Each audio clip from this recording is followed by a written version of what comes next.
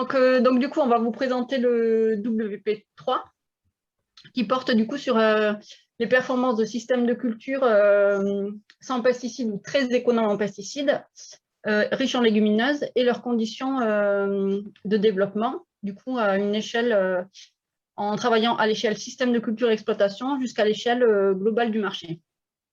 Donc, dans ce WP3, contribue l'unité expérimentale domaine des poisses, l'UMR agroécologie, IESEG, l'UMR Césaire de l'INRAE Dijon, enfin INRAE AgroSup du coup, et puis l'UMR Agir. Donc, je vais faire une présentation globale du WP3 et ensuite, il y aura, comme pour les autres, détail des différentes actions conduites. Donc, le contexte ici, c'est bien de contribuer et d'intégrer le fait qu'on souhaite adresser les deux types de transitions, à la fois la transition agroécologique et la transition alimentaire, pour du coup développer des systèmes sans pesticides et riches en légumineuses. Il y a le double challenge que mentionnait tout à l'heure Genaël, qui est du coup d'essayer de rechercher une autonomie protéique par ces systèmes de culture et aussi d'adresser le challenge du sans pesticides. Et donc, dans ce cadre-là, c'est comment on essaie de conserver tous les bénéfices liés à l'introduction des légumineuses dans des systèmes de culture lorsqu'on se positionne sans pesticides, sachant que historiquement ou de manière plus classique, les légumineuses visent ou sont intégrées non pas par rapport à des dynamiques de réduction ou des objectifs de réduction des produits phytosanitaires, mais plutôt par rapport à des objectifs en lien avec la dépendance aux utilisations d'engrais azotés de synthèse, et donc par rapport à des problématiques plutôt énergétiques et contribution au changement climatique. On a aussi, et du coup, il y a l'objectif de produire des protéines végétales par ces systèmes de culture. Et donc, du coup, l'idée ici, c'est bien d'avoir une vision multiservice des légumineuses dans ces systèmes sans pesticides, et donc d'intégrer une vision très multicritère des performances en approchant à la fois des performances environnementales, mais aussi économiques et sociales. Pour aller vers ces transitions, enfin opérer des transitions, il existe des forts verrouillages sociotechniques. Et dans le cas des légumineuses, ça peut être différents types de verrouillages qui bloquent en fait leur développement dans les systèmes agricoles. Ça peut être des impasses techniques qu'on a pu mentionner tout au long de la journée. Des manques de conseils ou de ressources pour savoir comment on peut cultiver ces légumineuses dans les systèmes de culture. Et puis, des questions aussi en lien avec les marchés et l'organisation socio-économique qui est pour l'instant assez, pas forcément la plus favorable aux légumineuses à graines dans le contexte actuel. Et donc, il y a bien l'idée que pour aller vers ces transitions à la fois agroécologiques et alimentaires, la nécessité d'innover non pas uniquement à l'échelle du système de culture, c'est-à-dire sur comment on produit des légumes à graines, mais aussi innover tout au long de la chaîne de valeur en intégrant du coup la diversité des acteurs et en travaillant à l'échelle du coup des marchés. Donc l'objectif ou les objectifs du WP3, c'est de produire des connaissances sur les performances de systèmes riches en légumineuses et économes en pesticides et sur les conditions favorables au développement de ces systèmes.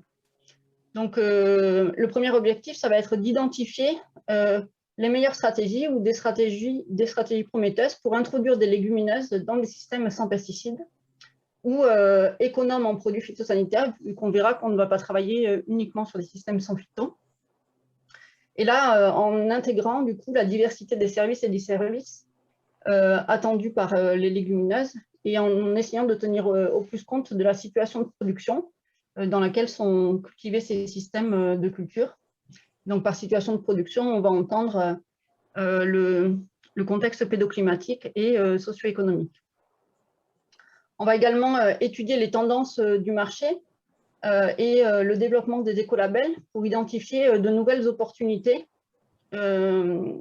qui favoriserait du coup de nouvelles pratiques agricoles liées à la fois à la diversification des cultures et à, du coup, à la diversification en termes de légumineuses et à la fois à la réduction de l'utilisation des pesticides.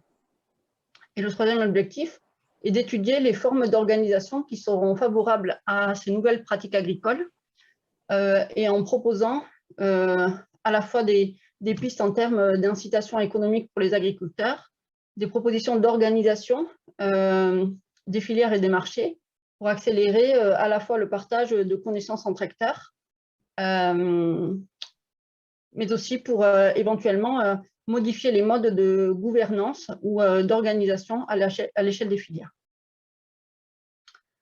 Donc, pour repositionner les différentes tâches dans le cadre de ce WP, on a choisi de représenter ici les différentes composantes du système agroalimentaire.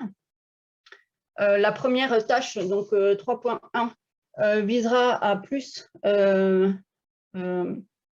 travailler à l'échelle des systèmes agricoles, donc plus à l'échelle de l'acteur agriculteur, et d'analyser la durabilité des systèmes de culture en intégrant du coup les différentes composantes de la durabilité, à la fois environnement, social et économique, et d'identifier les meilleures stratégies pour développer des systèmes de culture à la fois riches en légumineuses et sans pesticides, ou très économes en pesticides. Donc l'idée, là, on le verra, c'est de travailler en mobilisant une diversité de sources de données. La deuxième tâche focalisera sur les processeurs et distributeurs qui vont du coup utiliser les légumineuses et donc visera à étudier les tendances du marché alimentaire pour voir du coup comment sont valorisées ou les pistes d'innovation en termes de valorisation des protéines végétales et comment ça peut être associé à des pratiques agroécologiques ou le développement d'écolabels. L'idée ici, ça pourrait être aussi d'identifier des entreprises qui sont engagées dans la transition et qui seraient moteurs du coup dans le développement de systèmes riches en légumineuses et économes en produits phytosanitaires. Et ensuite, on aura une troisième tâche qui vise à regarder du coup les organisations socio-économiques et les arrangements organisationnels de manière à comprendre qu'est-ce qui peut favoriser la mise en œuvre d'alternatives aux pesticides et puis également quels peuvent être les types de conseils, par exemple, ou d'accompagnement d'agriculteurs, notamment via des contrats culture qui peuvent être favorables au développement de nouveaux systèmes. Donc, les résultats attendus pour ce WP, c'est à la fois d'identifier des systèmes de culture qui seront multiperformants et surtout aussi de comprendre qu'est-ce qui fait que ces systèmes sont multiperformants, de manière à pouvoir du coup proposer des ressources disponibles pour pouvoir envisager le développement de ces systèmes, d'identifier des stratégies gagnant-gagnant, à la fois pour le producteur, pour des systèmes qui soient multiperformants de son point de vue, mais aussi pour qu'ils soient identifiés comme gagnant-gagnant pour les autres acteurs de la société. Ça serait aussi de proposer ou de donner des arguments en faveur d'une éventuelle compensation ou des incitations pour l'adoption de systèmes agroécologiques, dans le cas où on aurait identifié des compromis difficilement conciliables. Donc, oui, voilà. Donc, voir si des compensations ou des incitations pourraient favoriser l'adoption des systèmes. Il y aura aussi, en résultat attendu, le fait qu'on va produire une analyse des opportunités du marché pour le développement des écolabels en faveur de la diversification et de l'adoption de nouvelles pratiques. Et puis, il y aura des propositions de nouvelles formes d'organisation ou de conseil pour promouvoir et favoriser les pratiques agroécologiques. L'idée étant du coup de contribuer à alimenter des ressources qui seront utiles pour la conception de nouveaux systèmes de culture et aussi proposer ou fournir des informations qui pourraient guider ou alimenter des discussions avec les décideurs publics.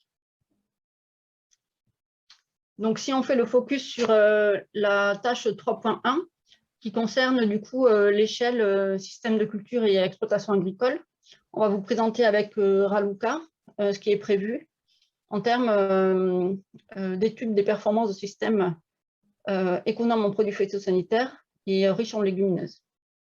Donc, l'idée ici, ou les objectifs généraux de cette tâche sont d'évaluer en multicritères les systèmes de culture, de manière à identifier les plus performants et à identifier les déterminants de leur performance. Ici, on va opérer avec deux approches complémentaires. Une approche très basée sur mobilisant fortement l'agronomie et une approche mobilisant des outils des économistes. Donc, pour la première approche, l'idée est de réaliser une évaluation multicritère d'une grande diversité de systèmes de culture, de manière à pouvoir identifier des systèmes performants,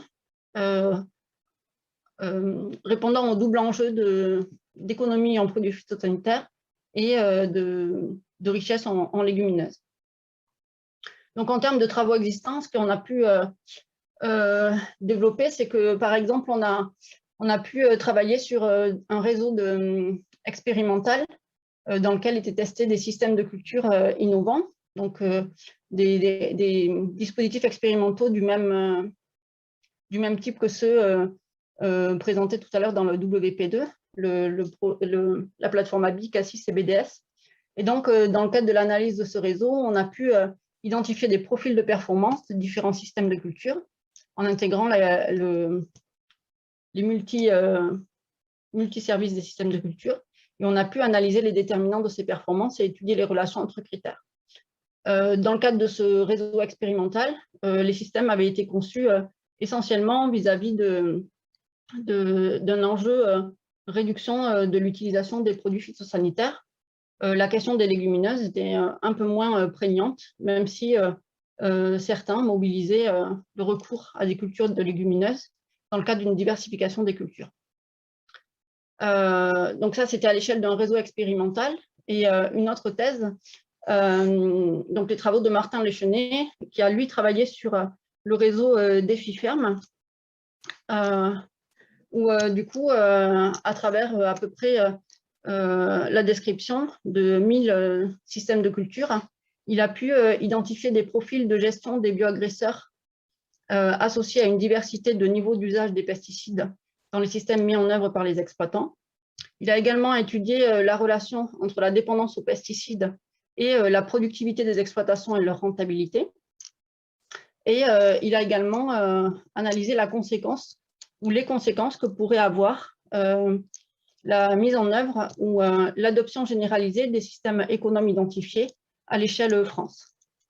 Donc, dans le cadre de ces travaux, Martin avait aussi travaillé à une typologie des situations de production pour bien prendre en compte le fait que les opportunités ou les contraintes liées au système de culture étaient assez divergents en fonction de où se situe l'exploitation et l'agriculteur.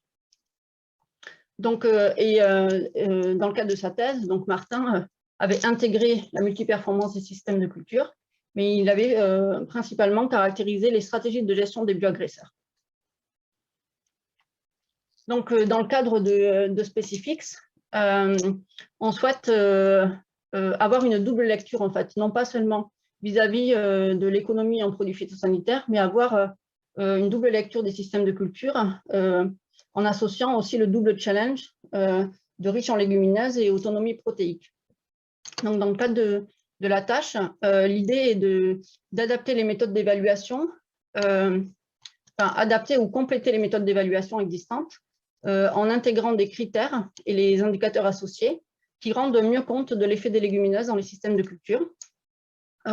Et donc, notamment, de rendre compte, par exemple, des risques associés à une trop forte proportion de légumineuses dans les successions culturales, ou au contraire de mettre en évidence, enfin de prendre en compte des leviers agronomiques pour limiter ces risques vis-à-vis des bioagresseurs. Donc, du coup, ça se ferait en lien avec les connaissances produites en WP1 et WP2. Une fois, du coup, donc ça, c'est pour de manière à rendre compte de la multiperformance des systèmes. Ensuite, l'idée, c'est en se basant à la fois sur les expérimentations système, donc on retrouve les 3 plateformes et on pourrait mobiliser aussi d'autres réseaux expérimentaux, et également en mobilisant des données du réseau DéfiFerm, de caractériser en fait et de typer des stratégies d'introduction des légumineuses à graines et de gestion des bioagresseurs en intégrant la diversité des situations de production et l'interaction au système de culture et situations de production. Et donc là, l'idée de typer les stratégies d'introduction de légumineuses à graines, c'est bien en lien avec les discussions qu'on a eues là sur... D'ailleurs, j'ai mis légumineuses à graines, mais du coup, ça serait légumineuse. Ouais, du coup, ça serait loupé sur la diapo.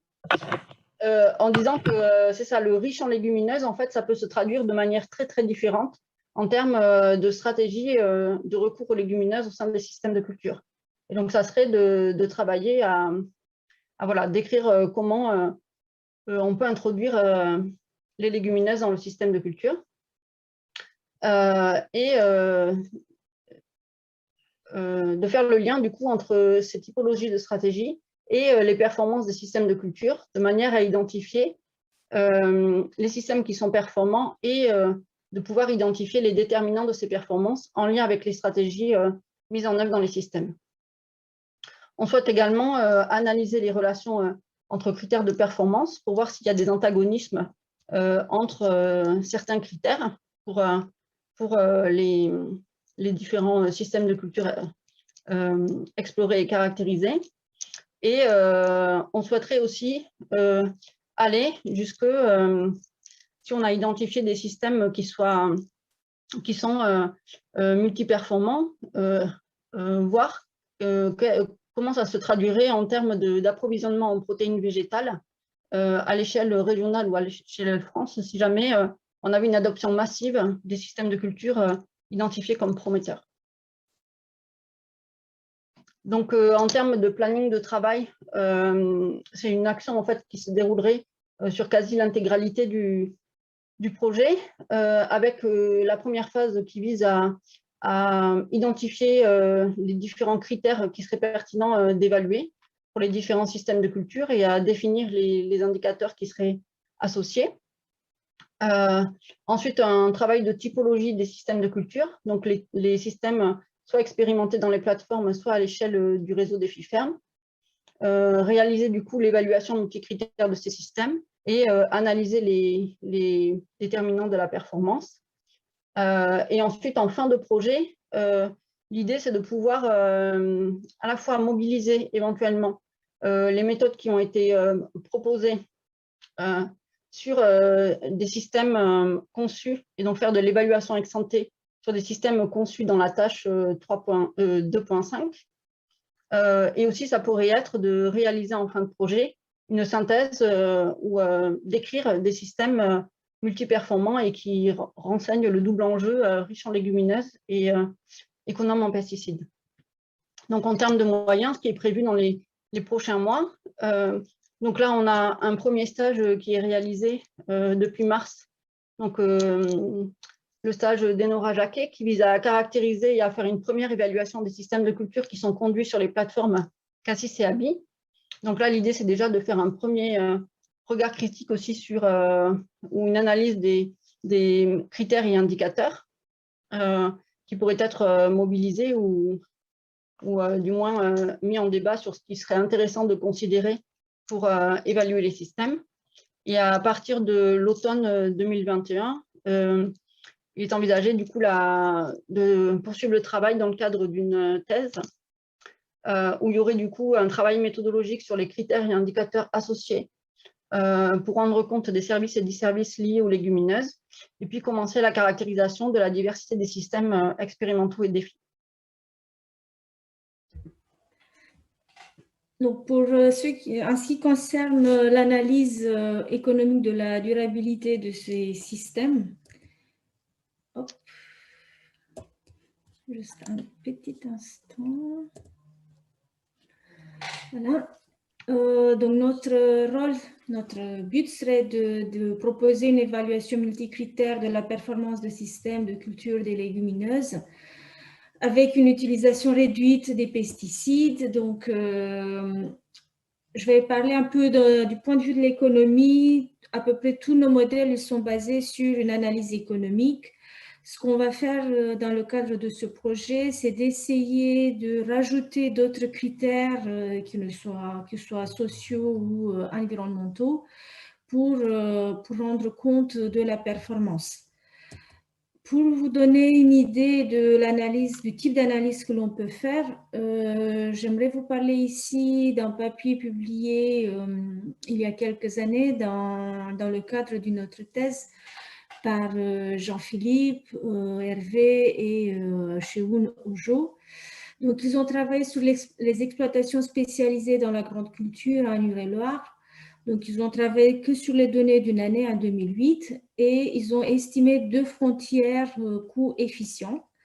Donc, la première frontière était une frontière qui regroupait les exploitations intensives en pesticides et une deuxième frontière qui regroupait les exploitations faibles en pesticides. Et donc, on a comparé les deux frontières, les deux technologies en fonction de la taille des exploitations. Et voilà un peu ce qu'on obtient. On voit bien ici les deux courbes. La première, elle correspond aux exploitations efficientes, donc qui ont une utilisation très faible de pesticides.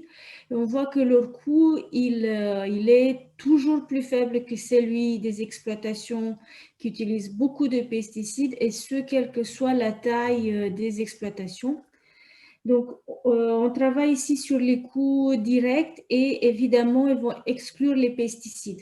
D'accord? Donc, il y a dans ces résultats une dominance coût très claire de la technologie avec la plus faible utilisation des pesticides.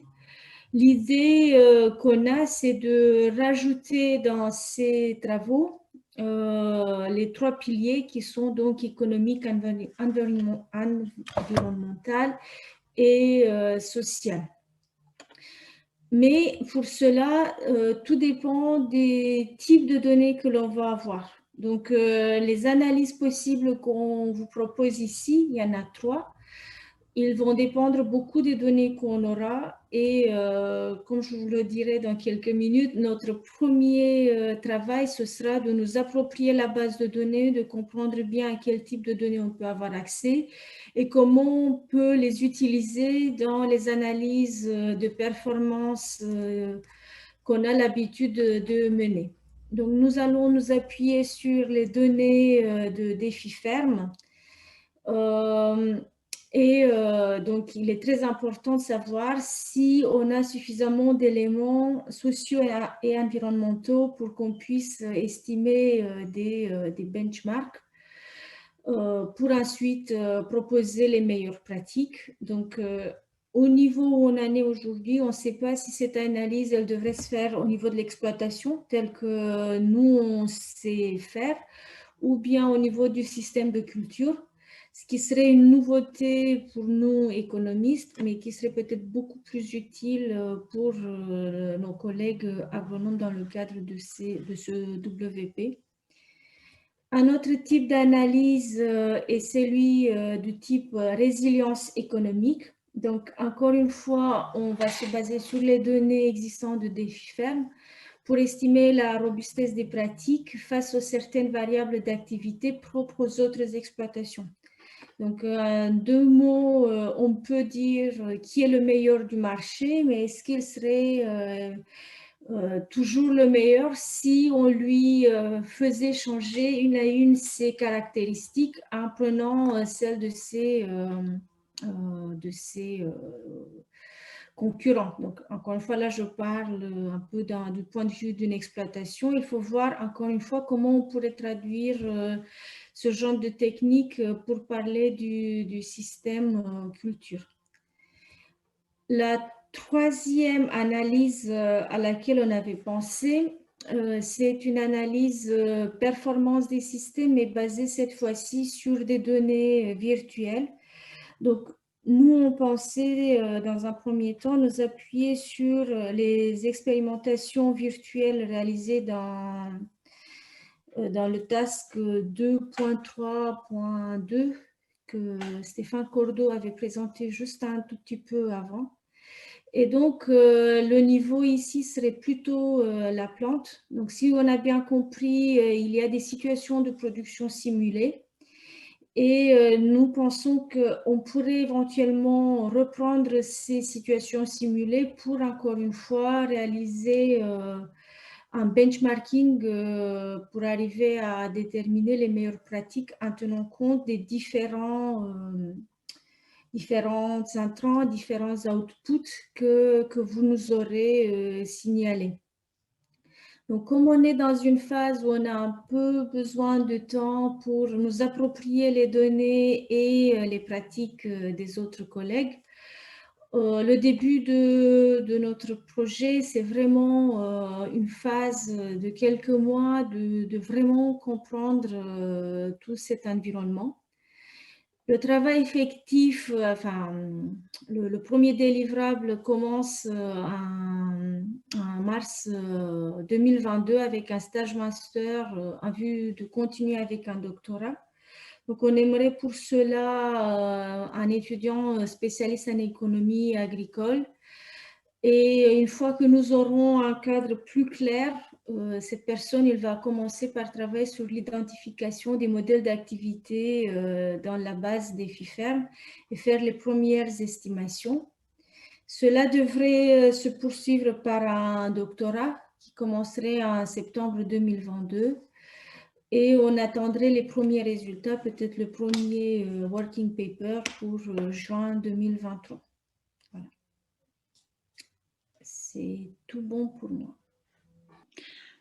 Donc, on a regroupé la présentation des tâches 3.2 et 3.3 avec mon collègue Thomas, puisque là, en fait, l'implication de l'UMR Agir ici ne se fait qu'à l'échelle de l'équipe Odyssée, qui est l'équipe qui groupe des SHS dans l'UMR Agir. Donc, on a deux tâches où chacun est responsable de cette tâche, mais on va essayer de vous faire voir que, bien sûr, il y aura des liens entre ces deux tâches. Donc, on va prendre la parole à tour de rôle. Donc, je vais démarrer pour la tâche 3.2. Donc, en fait, nous, le constat qu'on fait, c'est qu'on part d'un constat d'échec des plans éco-phyto et puis plus généralement aussi autour de la relance des légumineuses à graines, les échecs récurrents des plans protéines. Donc, vous savez que moi, personnellement, j'avais conduit des réflexions justement pour reprendre une analyse un peu historique de l'histoire du développement des légumineuses pour comprendre cette situation de verrouillage qui perdurait sur les légumineuses à graines.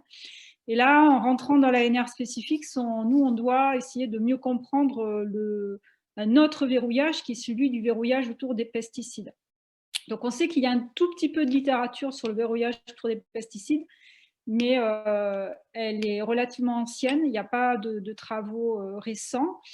On sait que cumuler ce double verrouillage technologique sur les pesticides et les légumineuses à graines, on est aussi confronté en économie à ce qu'on appelle le problème de la double externalité, qui est lié aux éco-innovations. Derrière toute innovation, il y a des externalités parce qu'en fait, si vous voulez, les acteurs qui vont innover, ils peuvent avoir une attitude de suiveur en disant « moi, je ne vais pas supporter tout le coût d'innovation puisqu'après, les autres vont bénéficier des innovations créées, mais moi, j'aurais supporté le coût d'innovation. » Donc, il y a une externalité là. Et donc, c'est pour ça que la puissance publique met des moyens pour soutenir l'innovation des industriels dans quel que soit le secteur d'activité. Et cette externalité, elle est renforcée d'autant plus s'il s'agit d'innovations qui ont des bénéfices environnementaux, parce que je ne suis pas, moi, industriel, je vais créer une innovation qui aura un bénéfice environnemental, mais je ne serai pas rémunérée pour le bénéfice environnemental ou sociétal qu'apporte cette innovation. D'où, des fois, le manque d'intérêt d'entreprises pour aller innover sur des éco-innovations. Donc, du coup, on est confronté vraiment à des processus de verrouillage et d'inertie assez forts. Et on estime que nous, dans la compréhension de ce verrouillage, pour essayer de déceler les leviers de déverrouillage, on n'a pas assez étudié en fait le fonctionnement même des marchés, leur imbrication et leur dépendance. Mais en même temps, on sait que le marché est aussi pourvoyeur d'initiatives. On a tous vu, on connaît les écolabels qui se développent, on sait qu'il y a des entreprises qui quand même conduisent des éco-innovations. Donc, on sait qu'à la fois, en fait, le marché, il est porteur de problèmes parce qu'il y a des interdépendances qui se sont créées par le passé qui fait qu'on n'arrive pas à faire bouger le comportement des acteurs. Mais en même temps, il y a des acteurs qui essayent et on voit que ça peut être porteur de solutions. Donc, l'idée, c'est vraiment de s'interroger sur comment à la fois les marchés continuent à pousser l'usage des phytosanitaires de synthèse et comment ils peuvent aussi devenir un driver du changement sur des pratiques plus respectueuses et comment ces deux forces un peu antagonistes vont arriver à créer des nouvelles solutions. Donc Thomas reviendra aussi sur cet aspect du marché comme la solution. Donc nous on part de ce constat-là et donc on a personnellement là j'ai vraiment deux hypothèses de travail au départ. C'est d'une part qu'on a des effets de dépendance au passé, ce qu'on appelle la dépendance du chemin, très très fort dans cette situation, autant pour les légumineuses que pour la question de l'usage des pesticides, qui fait que ça crée une forte inertie. Donc derrière nous, toutes les analyses que l'on va conduire, c'est quand même dans l'idée derrière d'éclairer les politiques publiques qui doivent être ciblées dans une logique d'efficience aussi des dépenses publiques. Et que pour résoudre un peu ces effets de dépendance du chemin et engager les acteurs dans des solutions durables, il faut se pencher sur ce qu'on appelle les arrangements organisationnels sur les marchés. Alors en économie, ce qu'on appelle arrangement organisationnel, c'est la manière dont les acteurs se coordonnent. Et donc il faut penser certains arrangements de manière plus spécifique qui vont permettre de stabiliser un engagement des acteurs à l'échelle de tout le système, qui se stabilise sur le long terme. Tant qu'on n'arrive pas à avoir cet engagement de long terme sur long terme, on n'arrive pas à engager ce qu'on appelle les rendements croissants d'adoption qui permettent d'améliorer la performance d'un système technique choisi. J'arrive plus à défier. Ah si, ça y est. Hop. Oui, voilà. Donc, du coup, ce sur quoi, alors, donc là, c'est encore moi, parce que j'ai plus les commentaires. Donc, ce sur quoi on va travailler en priorité, je vous disais tout à l'heure, c'est le marché de l'alimentation humaine, parce qu'on estime que c'est un marché beaucoup plus structurant pour cette transition agroécologique. Les exigences agroécologiques sont beaucoup plus fortes pour l'alimentation humaine que pour l'alimentation animale, et les investissements sont beaucoup plus importants. Donc, on va étudier, on a commencé à le faire, nous, dans un projet européen qui est le projet européen Lac Value, où on a tout juste commencé à défricher une énorme base de données, qui est la base de données Mintel GNPD, qui recense à l'échelle mondiale, l'ensemble des innovations produits mis sur le marché. Alors, c'est Mintel qui fait ça, donc peut-être il y a un manque de représentativité, mais quand même, ils ont un gros réseau de shoppers qui permet d'avoir, voilà, mois par mois, toutes les innovations produits. Et donc, eux, ils retranscrivent dans une base de données tout ce qui figure sur le packaging de ces produits. Donc, ça nous permet, nous, derrière, d'essayer d'analyser à travers la liste des ingrédients, comment progressent les ingrédients à base de légumineuses à graines et quels sont les claims qui sont associés à ces légumineuses, notamment pour voir la montée des claims environnementaux. Alors, il n'y a pas que la baie, on a commencé un peu à regarder, il y a aussi des expressions respectueuses de l'environnement, bas carbone, enfin, il y a toute une série de phrasés autour de ces claims environnementaux qui sont variables en plus selon les pays du monde. Par contre, ce qu'on a commencé à voir, c'est que l'Europe porte très très fortement ces claims environnementaux. C'est en Europe qu'on en trouve le plus. Et là, on voit déjà nous apparaître une opposition entre le marché américain où les claims environnementaux sont très peu présents finalement, alors qu'ils sont beaucoup plus présents en Europe et particulièrement autour des légumineuses à graines. Bon, nous après, il faut qu'on creuse. Donc nous, c'est un travail un peu inédit qui est fait là. Et ensuite, nous, là, en termes de front de science, ce qu'on creuse en fait derrière, ce sont des techniques de traitement automatique de données textuelles. Là, on est sur des fronts de science méthodologiques, puisque derrière, il faut mobiliser des techniques algorithmiques particulières pour arriver, quand vous avez des bases de données avec 600 000 produits, pour en extraire les ingrédients, c'est des produits là, de différents pays du monde, il faut faire des techniques de reconnaissance, de dénomination de certains ingrédients, reconstruire des champs lexicaux, etc. Et le but, c'est de faire ça de manière le plus automatique, parce qu'aujourd'hui, Mintel fait ça à la main. avec leur réseau de choppers. Donc, nous, on a décidé de repartir de la donnée brute et d'essayer d'automatiser ces analyses-là. Parce qu'on a vu que leur analyse manuelle créait énormément d'erreurs.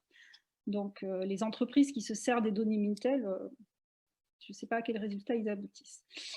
Et ensuite, en même temps, on a la mention du nom des entreprises. Donc, pour le cas français, peut-être voire européen, on va voir, mais sur le cas français, on va pouvoir identifier des entreprises qui sont pourvoyeuses d'innovation produits à base de légumineuses avec des pratiques respectueuses de l'environnement pour essayer de les interroger et voir comment, pourquoi ils vont sur ce marché-là, les difficultés auxquelles ils sont rencontrés et comment ils structurent la filière derrière pour permettre un approvisionnement durable sur ces légumineuses en utilisant moins de produits phytosanitaires. Et donc, plus particulièrement, moi, après, j'ai une tâche précise après cette analyse du marché, qui est, je vous disais, sur les arrangements organisationnels. C'est la suite d'un travail que nous, on avait démarré dans l'ANR légitime. Là, on avait aussi renouvelé l'approche contractuelle en disant le contrat, ce n'est pas que de la sécurisation d'investissements spécifiques, c'est ça que dit la littérature économique avant tout. C'est aussi un artefact qui permet de générer des interactions et de favoriser la construction d'apprentissage. Et donc, nous, ce qu'on cherche à montrer, c'est comment le contrat permet d'accélérer les apprentissages techniques autour d'une culture.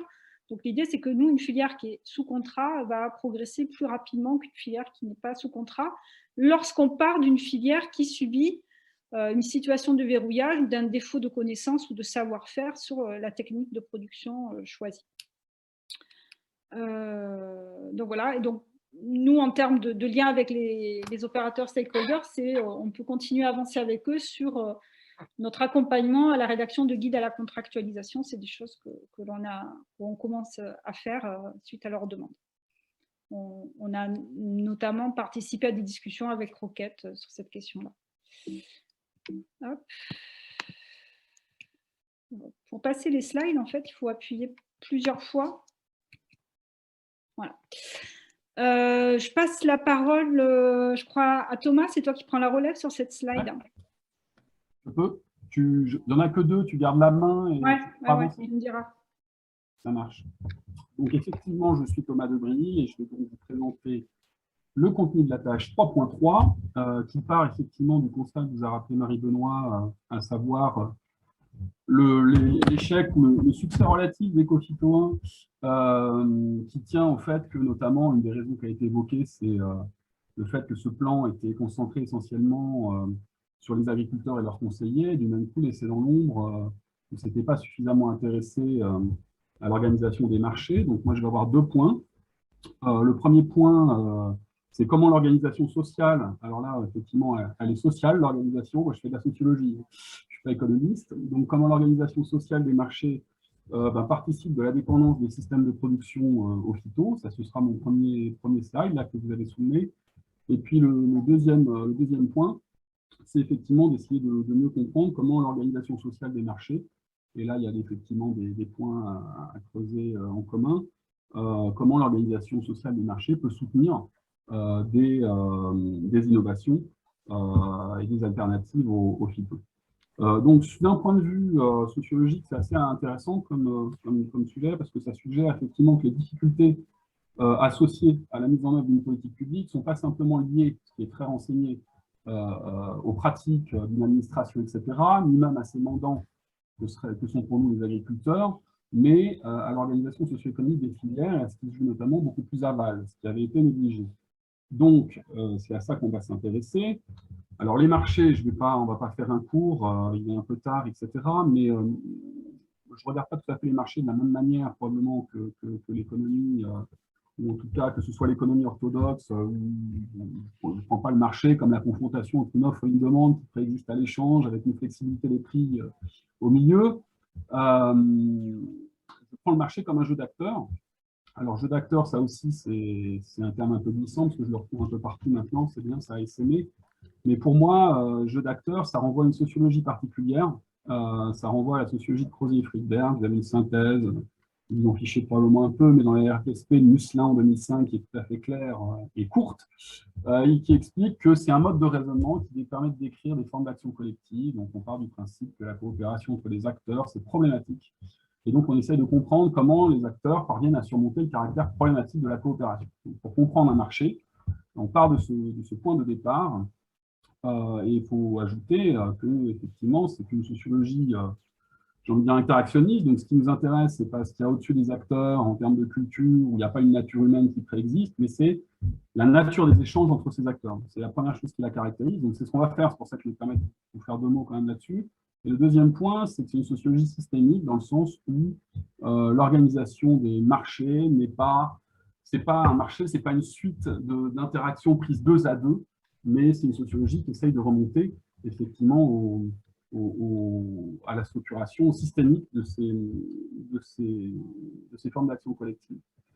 Donc, c'est ça qu'on va faire. Très concrètement, ça veut dire que moi, je vais regarder, effectivement, je vais comparer 2 filières, pois et blé, en essayant de comprendre, petit 1, qui sont les acteurs, petit 2, quelles sont leurs régularités de comportement, petit 3, c'est quoi la nature de leurs échanges, petit 4, en quoi ça fait système, et en essayant de comprendre effectivement comment l'organisation de ces marchés pèse sur les modes de production plus amont. Donc, il y a une prétention là-dedans, c'est de dire qu'une analyse des marchés en termes de jeu d'acteurs permet de renseigner non seulement effectivement les mécanismes qui fabriquent de la dépendance au phyto, mais aussi qui conditionnent simultanément la mise en œuvre des politiques publiques qui se voudraient plus économes. Donc ça veut dire qu'effectivement, on va regarder l'organisation des marchés et comment ça pèse sur la production. Par exemple, sur le blé, je suis tombé là-dessus récemment, donc ça a été dans la suite des travaux de Lamine, par exemple, de Claire Lamine, qui a très bien montré, par exemple, sur le blé, comment les relations qu'entretiennent les meuniers et leurs boulangeries et leurs clients, notamment les boulangeries industrielles, les conduit à privilégier dans leur logique de transformateurs des approvisionnements qui les assurent une stabilité dans les volumes et dans les qualités. Et comment cette logique pousse les organismes de collecte notamment à encourager une logique d'intensification et à faire des phytos évidemment un élément fondamental de la mise en marché.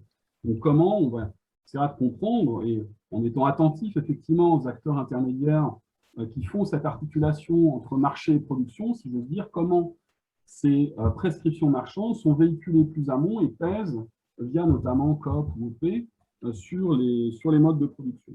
Et puis, il faudra remonter évidemment du côté de la production pour comprendre à quel point les producteurs s'alignent sur ces injonctions ou au contraire savent diversifier les clients ou pourquoi pas innover même dans le cadre d'écolabels, par exemple, qui visent effectivement à ne pas simplement payer les coûts de la régulation marchande. Voilà. Donc voilà, le premier point, ça va être un petit peu ça, c'est de comprendre comment l'organisation de ces marchés fabrique et verrouille éventuellement de la dépendance au phyto. Je me permets juste une micro-remarque sur ce verrou-là, mais c'est que, juste un micro-point, je fais très court, mais une lecture en termes de jeu d'acteurs, c'est-à-dire en termes de relations de pouvoir, peut être intéressante de ce point de vue-là. On en reparlera avec Marie Benoît, on a plein de conversations à mener, mais est intéressant dans le sens où elle permet de dégager, je le dis de manière abstraite parce que je n'ai pas le contenu empirique encore, mais ça permet de dégager d'un côté des dominants qui, en tant que dominants, ont intérêt à la reproduction de l'ordre établi, et de l'autre côté, des acteurs plus dominés qui, en payant les coûts de la régulation, vont être plutôt favorables à des changements de pratique. Donc, c'est aussi un point sur le côté changement qui peut être intéressant. Je pensais à ça à cause de ce mot verrouillage. Donc voilà, ça c'est le premier gros point, c'est ce qui va nous occuper principalement. Je veux bien, Marie Benoît, que tu fasses une petite flèche droite. Ouais, juste avant. Le deuxième point qui va nous occuper, c'est effectivement de considérer que le marché, ce n'est pas uniquement ennemi à abattre, entre guillemets, mais peut être l'occasion de valoriser, d'un point de vue économique, des systèmes de production plus économes en phyto, on le disait. Et donc, on veut s'intéresser au processus d'innovation qui participe de la mise en marché de produits plus économes, voire sans phyto. Avec l'idée ici, peut-être, c'est une idée très générale que je vais décliner sur un micro-cas, mais on verra jusqu'où on peut aller dans ce sens-là. Mais l'idée est qu'effectivement, on peut peut-être gouverner non pas contre le marché, entre guillemets, avec cette idée que l'État est uniquement un tiers contraignant, etc., mais gouverner grâce au marché et par le marché en tant que tel. Et que le marché peut devenir un instrument de gouvernement des conduites. Il y a comment dirais-je, un courant là, qui est en train une mayonnaise qui est en train de prendre en sociologie autour de cette idée qu'effectivement, on peut s'appuyer sur le fonctionnement des marchés pour effectivement développer des pratiques éventuellement pour nous. Le marché peut être effectivement l'instrument de transition, pour accompagner la transition agroécologique. Donc là, le point d'un point de vue sociologique, c'est qu'il ne s'agit pas de compléter la sociologie de l'action publique, j'ai envie de dire, par la prise en compte de l'organisation socio-économique des marchés, de ce qui se joue plus aval, mais de compléter, j'ai envie de dire, une sociologie des marchés qui est assez bien établie aussi, par ce qui se joue pour le coup en amont des filières, et je pense notamment du côté des scientifiques, et de mieux comprendre comment ces scientifiques participent du cadrage des échanges marchands. C'est le slide suivant, tu as fait un petit retour. Voilà, cool, merci. Donc là, effectivement, on va s'intéresser à quelque chose qu'on a commencé à regarder avec Antoine Doré. Moi, je ne suis pas un spécialiste de la sociologie de l'innovation, c'est plutôt son cas à lui, mais qui est globalement la prise en charge d'un pathogène dont on a beaucoup parlé aujourd'hui, qui s'appelle la Phanomyces. Et donc, on va essayer de suivre, de comprendre comment des solutions alternatives à ces phytos sont trouvées à partir de cette prise en charge de la Phanomyces pour lequel, effectivement, il n'existe pas de phyto. Donc, cette sociologie-là, disons, je ne vais pas faire long, je ne me suis pas chronométré, ça va, j'ai 5 minutes encore? Oui. Bon. C'est l'idée toute bête que l'innovation, c'est pas un processus, enfin, je ne vais pas faire un cours sur l'innovation, mais ce n'est pas un processus linéaire avec un chercheur au fond de son bureau qui dit Eureka, un type en R&D qui se soucie de mettre en œuvre, et puis un usager qui va adopter ou pas, voilà. C'est plus un processus en boucle par lequel sont retravaillées les manières de concevoir et d'utiliser une innovation. Si je dis ça, c'est parce qu'effectivement, nous, on s'amuse à suivre à travers ce pathogène, cette socio-histoire de la prise en charge de la Phanomyces, comment les problèmes marchands sont transférés du côté des scientifiques et comment les scientifiques viennent retravailler le problème et retravailler la mise en marché. Donc, c'est un peu ce que je vous ai mis là, c'est-à-dire comment au départ, on a un problème de rond jaune, je le dis exprès dans les termes où on ne sait pas bien de quoi il s'agit, et comment vous avez l'UNIC qui va travailler à enrôler des scientifiques autour de cette question, comment elle va mettre à l'agenda de ces scientifiques ce problème, comment la phytopathologie et la génétique vont s'emparer de ce problème-là, et progressivement, comment on va passer de rond jaune à Phanomyces, Eustèche éventuellement, etc. Et donc, comment sont retravaillés à la fois les problèmes et en même temps redéfinir effectivement les solutions et comment je vais vite, mais comment ces connaissances scientifiques vont venir retravailler la mise en marché et faire notamment des agriculteurs et des semenciers des acteurs décisifs de la prise en charge. Donc, on va essayer de comprendre effectivement toute cette implication, non pas de l'interprofession, etc., du côté de l'amont, mais comment les scientifiques retravaillent en allant effectivement, en anticipant sur l'inscription au catalogue, etc., etc., et donc retravailler les pratiques, ce qui est une manière aussi, je peux conclure comme ça, de retravailler, de reprendre en compte, entre guillemets, le conseil et la manière dont il accompagne ces changements de pratique lui-même. Donc on attend effectivement de ce suivi d'innovation qui nous donne des éléments sur la manière dont on peut faire sans phyto. Voilà, j'essaye de faire court. Donc, il y a effectivement 2 pistes de... Je continue, Marie-Benoît? Oui, je passais à la slide suivante, là, qui résume, non? Ouais, il y a 2 points sur lesquels la sociologie et l'économie peuvent se retrouver, il me semble. Le premier point, c'est effectivement de faire ce lien entre l'économie, alors tu me corrigeras, Marie-Benoît, mais contractualiste, cette économie des contrats, disons, et cette sociologie des marchés, hein, c'est-à-dire de comprendre comment déjà l'organisation des marchés en termes de jeu d'acteurs pèse sur la rédaction des contrats, et à l'inverse, comment cette rédaction et cette formalisation sous forme contractuelle participent de la redéfinition des échanges marchands. Donc ça, c'est un premier point. Et puis un deuxième point, alors qui n'est pas encore complètement clair dans ma tête, mais que j'aimerais bien approfondir. Alors on verra jusqu'où on peut aller, etc. Et c'est vrai que moi, cette base Mintel m'intrigue pas mal. C'est-à-dire comment, effectivement, à travers ces écolabels, alors là, pour le coup, effectivement, on a comment on peut mettre en valeur économique même, des pratiques des labels qui seraient sans phyto ou qui seraient plus économes, et à quel point on peut attribuer de la valeur, et on le fait probablement déjà avec ces produits qui existent, comment on peut attribuer de la valeur et faire reconnaître et retravailler de ce point de vue-là les manières de consommer, pourquoi pas, autour de ces produits sans phyto. Voilà, voilà. Peut-être que je te laisse dire 2 mots sur le… Alors là, c'est le bazar, mais nous, on est au clair. On s'est refait le point sur concrètement ce qu'on allait faire.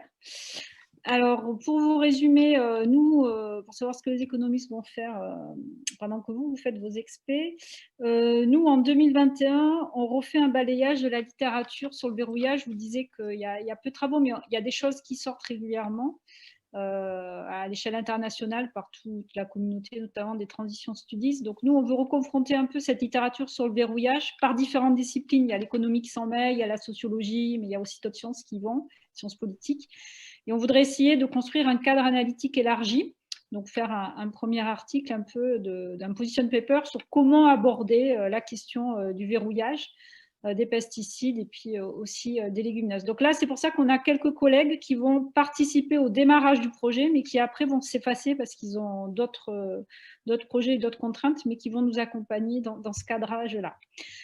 Sur cette année 2021, il y a aussi ce que vous avez exposé, Thomas, où il creuse aussi le cas Aphanomyces, qui lui a permis aussi de rentrer sur cette question des légumineuses, avec un premier délivrable qui sera à fournir en 2022 sur le cas Aphano, ce qu'il vous a expliqué, sur la fameuse dialectique entre recherche et marché, avec cet exemple d'Aphanomyces. Donc tout ça, ça va nous servir un peu de base réflexive pour après creuser l'étude de cas sur la filière pois, puis on avait évoqué aussi une autre filière en comparaison. Et on va démarrer probablement des entretiens plus ciblés auprès d'entreprises en 2022, puisqu'on a en dessous, là en vert, c'est la tâche plutôt sur Mintel, enfin les tâches qui vont être permises grâce à l'investissement sur Mintel. Nous, en 2021, on va analyser les tendances du marché. Si je bouge ma souris, vous la voyez ? Ouais. Donc, nous, on va analyser les tendances du marché avec la base Mintel. Et là, on va repérer ainsi aussi des entreprises qui sont dans ces démarches d'écolabel, donc qui vont pouvoir aussi être interrogées. Donc, c'est pour ça que nous, on aura un premier recrutement plutôt sur 2022, sur la base d'un stage, et puis après qui s'enchaînerait en CDD. Et si cette personne en CDD marche bien, on verra donc à l'engager dans un processus de thèse pour nous aider aussi à poursuivre cette analyse plus approfondie de l'analyse du verrouillage sur la filière pois, mais avec aussi une autre filière qui sera prise en comparaison, qui ne serait pas une filière légumineuse pour justement mettre en parallèle le fonctionnement de ces filières agroalimentaires. Et donc, je vous disais, donc, on va identifier des firmes et ensuite, moi, après l'identification de ces firmes et les interrogations qu'on leur a faites pour savoir lesquelles s'engagent dans des dispositifs contractuels avec l'amont agricole, je continuerai donc, voilà, on continuera de creuser cette question de l'arrangement organisationnel contractuel. Et c'était là que nous, on avait engagé un deuxième recrutement avec un autre CDD de 12 mois pour creuser ces analyses contractuelles. Et puis moi, j'essaierai, avec la réduction du budget, enfin voilà, on ne pouvait pas tout passer. Donc moi, j'avais enlevé la demi-bourse de thèse sur ces aspects-là et j'essaierai de monter un financement de thèse pour continuer à creuser voilà, cette analyse contractuelle.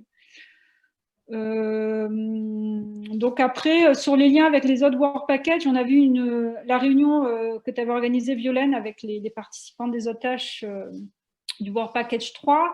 On s'était dit aussi que dans l'analyse des filières et de ce lien science-marché et comment les prescriptions les prescriptions marchandes pèsent sur l'organisation de la production, on pourrait essayer aussi d'amener un peu, moi j'avais commencé à y réfléchir à une époque quand j'avais commencé un peu à travailler avec Jean-Philippe Bousmar, sur comment pèse le fait qu'on ne permet pas forcément facilement aux agriculteurs d'être dans des démarches vraiment d'analyse fine de leur performance économique, notamment par des dispositifs de type comptabilité analytique. Donc il y a aussi voilà, l'organisation de la comptabilité agricole est faite de telle façon que ça ne permet pas toujours aux agriculteurs d'avoir la juste mesure de l'efficacité économique de leur système. Bon, donc du coup, une organisation particulière de ce marché. Et ensuite, sur l'analyse contractuelle, enfin les tendances du marché, l'analyse contractuelle, là, voilà, il y aura du transfert vers les stakeholders et puis voir aussi comment les acteurs retranscrivent des bonnes pratiques agronomiques dans les contrats de production, dans les cahiers des charges, selon le degré de maîtrise aussi de ces bonnes pratiques. C'est-à-dire que si ce n'est pas vérifiable, facilement mesurable ou autre, on voit que les contrats de production peinent des fois à intégrer des critères de bonne pratique. Il faut que ce soit contrôlable. Bon. On va s'arrêter là, je crois qu'il n'y a plus rien après. Merci. Est-ce que je fais les liens avec les autres WP ou vous voulez... Qu'est-ce que tu en penses, Guénaëlle? Oui, peut-être, parce qu'il y a des questions finalement qui viennent d'autres packages et du coup, ça leur permettra de voir si ces liens sont déjà pris en compte. Ou... Ouais. Du coup, je fais vite. Enfin, il y a 2 slides et puis comme ça, on a le temps de discuter. Donc là, en fait, c'est un peu un résumé en fonction de les liens avec la thématique évaluation multicritère. Donc, on a identifié qu'il y avait du lien sur le choix des critères à évaluer, éventuellement le développement ou le choix des indicateurs associés pour évaluer ces critères. Donc, en mobilisant l'expertise au sein du projet, donc issu du WP1, WP2. Donc, de manière à mieux prendre en compte le rôle des légumineuses. Pour identifier, enfin, le fait que dans le cadre du WP3, on va identifier des systèmes performants et des éléments sur ce qui font que ces systèmes sont performants.